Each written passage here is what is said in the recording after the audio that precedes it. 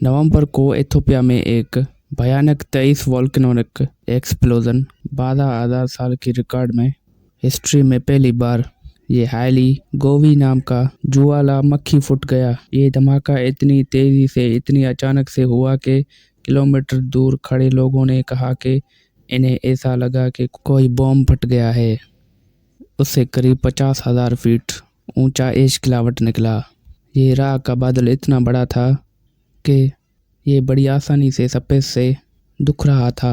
नक्शे में देखो, हवा के जरिए ये राख का बादल पहले ओमान, फिर पाकिस्तान और यमन के देश में गया और फिर धीरे धीरे पाकिस्तान और इंडिया तक पहुंच गया। इसकी वजह से दिल्ली में कई सारे फ्लाइट्स भी कैंसिल हुए, क्योंकि इन बादलों के आसपास फ्लाइट्स को ऑपरेट करना बहुत रिस्की होता है।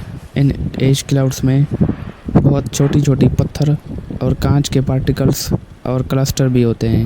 अगर ये किसी भी हवाई जहाज़ के इंजन पर लग जाए तो वो बड़ी आसानी से उस इंजन को बंद कर सकता है।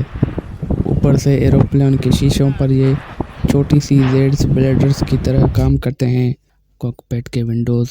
इसलिए इंडिया के अलावा मिडिल ईस्ट में भी कई सारे फ्लाइट्स को कैंसिल किया गया और अब ये एश क्लाउड्स धीरे धीरे बढ़ी रहा है। चाइना और म्यांमार की तरफ ये वोल्केनिक क्रेशन अपने आप में इतना पावरफुल था कि उस धमाके की आवाज़ 190 किलोमीटर दूर के शहरों तक सुनाई दी थी और पड़ोसी मुल्क जिबूटी तक भूकंप के झटकों महसूस किए गए थे।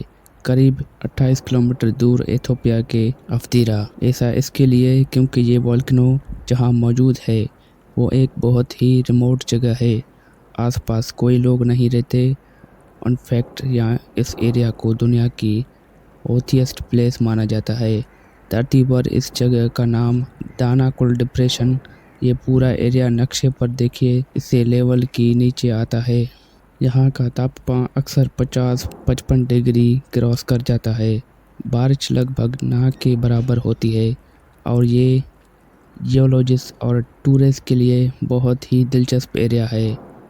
जियोलॉजिस्ट के लिए इंटरेस्टिंग इसलिए है क्योंकि ये बहुत ही जियोलॉजिकल एक्टिव रीजन है। ढेर सारे ज्वालामुखी यहाँ पर मौजूद हैं और टूरिस्ट के लिए इंटरेस्टिंग इसलिए है क्योंकि यहाँ पर बहुत ही कलर देखें, ऐसा लगता है धरती पर कमाल की येलोश ग्रीनिश ब्लूश से कलर्स देखने को मिलते हैं। यहाँ हो रही है केमिकल रिएक्शन की वजह से।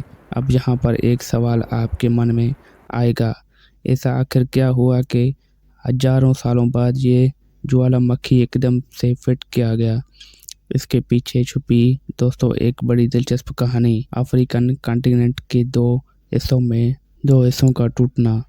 सही सुना आपने, ये वो वोल्केनो है जहाँ मौजूद ही वहाँ पर टेक्टोनिक प्लेट्स शिफ्ट मौजूद है। वहाँ पर टेक्टोनिक प्लेट्स शिफ्ट हो रहे हैं और अफ्रीका कॉन्टिनेंट टूट कर दो हिस्सों में धीरे धीरे बढ़ रहा है। असल में कई मिलियंस ऑफ ईयर्स पहले की बात है, जब सारी कॉन्टिनेंट्स एक हुआ करते थे। इसे पेंजिया कहा जाता था।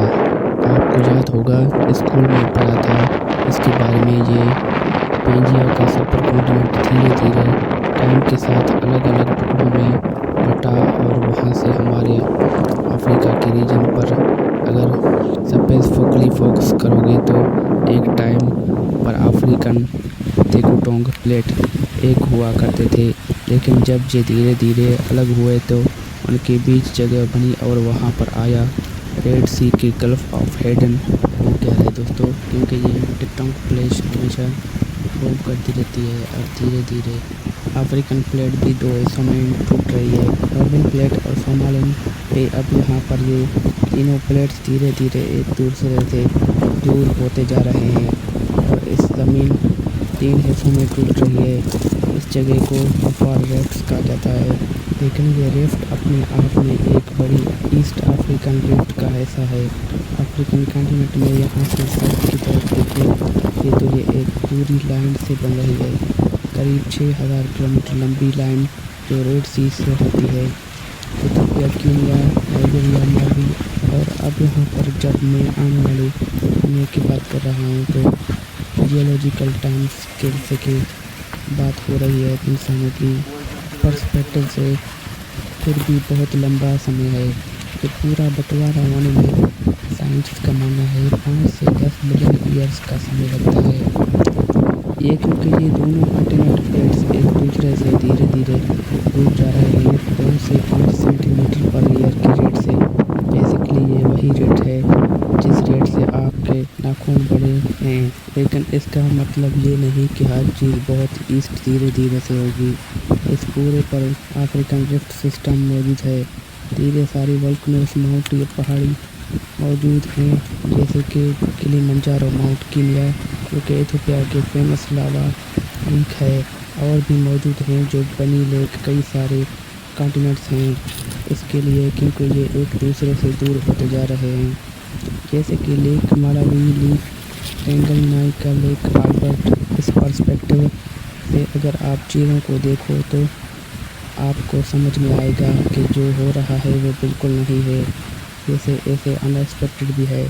एक दूसरे से कॉन्टिनेंट प्लेट्स ये अर्थ से दूर होंगे। इस एरिया में वोल्केनोस देखने को मिलेंगे, छोटी इरप्शन पर और ग्राउंड आएंगे। क्रेक्स छोटी पिछली कुछ सालों में ऐसे कई चीज़ देखे गए, जैसे जुलाई 2025 में हाईली जुलाई के महीने में ही याकोबी वोल्केनो से सफ़ेद धुआं भी निकल रहा था। तभी से साइंस की इस पर नज़र थी। अब साल 2005 में तो इथियोपिया के इस रीजन में अचानक से एक बहुत बड़ा क्रैक भी देखने को मिला। एक 60 किलोमीटर लंबा पेजर ज़मीन के अंदर 10 दिन के अंदर अंदर फॉर्म हो गया। फोटोज़ देखो इसकी बड़ी ही कमाल की, जहाँ पर लोगों को भी खड़े हुए आप देख सकते हैं और इसके लिए इमेजिन कर सकते हैं। लिटरली कॉन्टिनेंट का बंटवारा होते ही यहाँ पर हम रियल टाइम में चीज़ों को देख पा रहे हैं।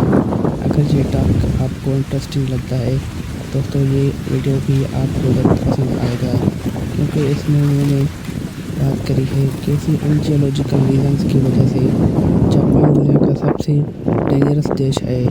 तकनीकी प्लेट मूवमेंट्स के वजह से जापान में सबसे ज़्यादा वोल्केनोस और सुनामीज देखने को मिलते हैं। उम्मीद है आपको ये वीडियो भी अच्छी लगी होगी। वीडियो पूरा देखने के लिए शुक्रिया। खुदा हाफ़िज़।